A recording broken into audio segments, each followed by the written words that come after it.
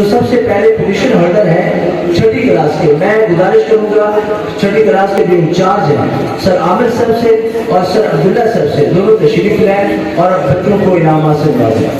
پہلی پوزیشن حاصل کرنے والا چھٹی کلاس میں سے، اگر والد صاحب ساتھ آئے ہیں تو وہ بھی ساتھ آ گئے۔ پوزیشن ہولڈر پہلی کلاس چھٹی کلاس میں سے جو پہلی پوزیشن حاصل کی ہے عبداللہ نثار، عبداللہ نثار۔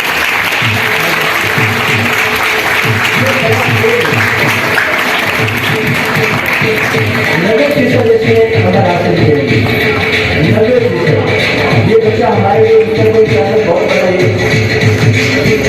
تعلیم کے بعد نہیں ہے، دوبارہ دوست تعلیم